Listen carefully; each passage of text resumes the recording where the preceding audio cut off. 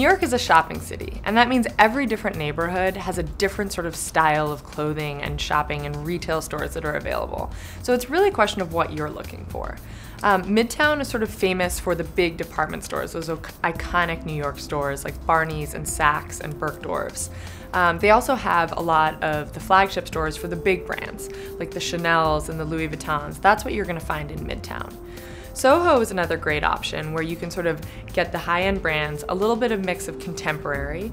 There's H&M, there's Zara, there's also a Bloomingdales and a Barneys in Soho. So you're gonna get a little bit more of a mix. The other thing you'll find is the original boutiques, where maybe you'll find up-and-coming designers or ones you haven't heard of. The streets in and around Soho and the sort of neighborhoods just off of it, like Nolita, is where you'll be able to pop into different boutiques and see designers that maybe are new to you, or maybe just starting out.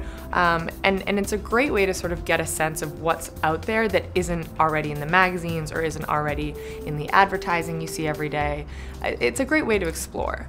Another option is to go to Brooklyn, where there's a lot of thrift shops and a lot of vintage shopping. And because it's not in Manhattan, you're gonna find slightly better prices. So if you're looking for, maybe a little more individuality in your clothing and maybe a little bit more of a budget, Brooklyn, places like Williamsburg or Beacon's Closet are a great place to start.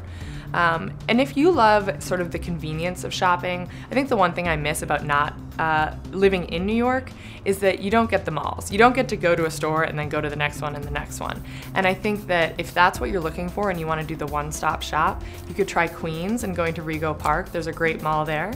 And there's a Century 21, which is probably one of New York's most famous department stores, the one that's in Manhattan. But if you go to the one in Queens, you're going to find it's a lot less crowded and you're not going to have to dig to find the treasures.